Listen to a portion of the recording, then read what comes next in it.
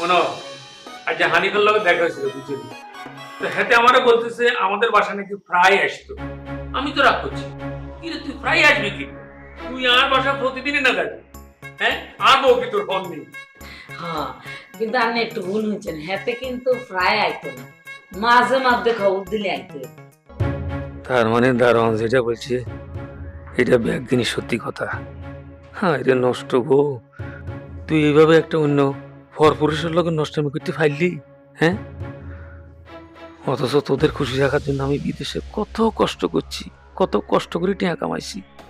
এই রে, কি হয়েছে? আপনি চুপ করে রয়েছেন কিনলে? ও না, না চিন্তা করি যে তোমার এই যে হানিফ ছেলেটা কত ভালো কেন, হ্যাঁ? মানে এই যে বিপদে আপদে হাতের তুমি ফাঁসে পাইছো, এই জন্য অবশ্য হানিফের কাছে আমি কৃতজ্ঞ। আসলে আপনি ঠিকই করছেন, হানিফ ভাইয়ের মতো ভালো মানুষ এই যুগে হয় না। আরে জনে আপদ বিপদে কদ্দুর টুং করে খবর দিচ্ছি, এত দৌড়ে চালিয়ে আইয়া করতো। আহারে, এমন মানুষ এই যুগে হয় না। চলি আইছে কেন? না আসলে হয়তো খুব ভালো ছেলে।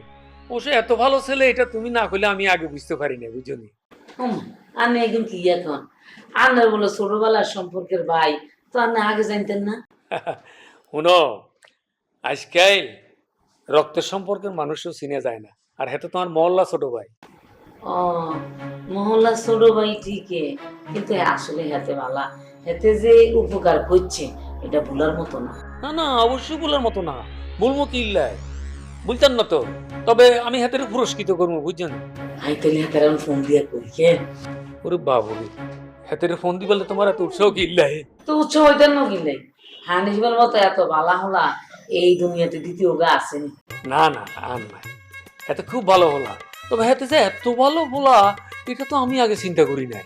কিনলে চিন্তা করো না, হেতে না আপনার সম্পর্কে ছোট ভাই, আপনি আগে কিনলে চিন্তা করো না, জানেন না?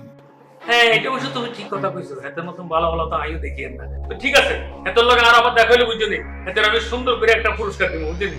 পুরস্কৃত করবো আর পাগল বেটা, বলো আসলে আর স্বামী গৌরব বলো, এরকম বলো স্বামী যদি ঘরে ঘরে থাকে তাহলে বিদেশি কেউ বলবে আর কোনো সমস্যা হইতো না, কোনো অসুবিধা হইতো না, সময়টাও ভালো কাটবো, বিদেশ থেকে আইব, দেশে হানিফ থাকবো। আমি যদি তোমাকে বউ মনে করতাম, তুমি কি এই বাড়িতে থাকতে পারতা? এই বাড়িতে থাকা আর স্ত্রীর মর্যাদা নিয়ে থাকা দুটার মধ্যে কিন্তু পার্থক্য আছে। তোমার এই ফ্যান ফ্যানানি আমার আর সহ্য হচ্ছে না। তুমি যদি ভালো না লাগে তুমি আমাকে ডিভোর্স দিয়ে দাও, আর যদি থাকতে ইচ্ছা করে তুমি বাসায় থাকো, কিন্তু আমাকে আর জ্বালাবা না তুমি। এই বাসায় থাকা, আমি তো এখানে পড়ে আছি শুধুমাত্র কি জিন্দা লাশ হয়ে। তোমাকে জিন্দা লাশ হয়ে থাকতে কে বলছে? তুমি চিল মোটে থাকো না।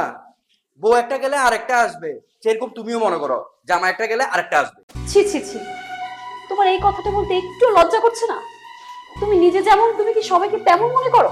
শুনো, জীবন একটাই, এইসব কষ্ট কষ্ট বাদ দিয়ে সুখে শান্তিতে থাকার চেষ্টা করো। যে আমাকে এত দুঃখ দিল, সেই আমাকে বলে সুখে থাকার জন্য। কি আজব, তাই না? আচ্ছা, তুমি না একদিন আমার দু হাত ধরে বলেছিলা এই হাত কখনো ছাড়বা না, তাহলে কেন আজ অন্য মেয়ের হাত ধরে আছো? আমাকে কেন অবহেলা করছো? আর আমি কখন ব্রিটিশ আমলে কি বলছিলাম সেটা নিয়ে পড়ে থাকলে হবে? পৃথিবী অনেক আগায় গেছে, আমাদেরকেও আগে যেতে হবে।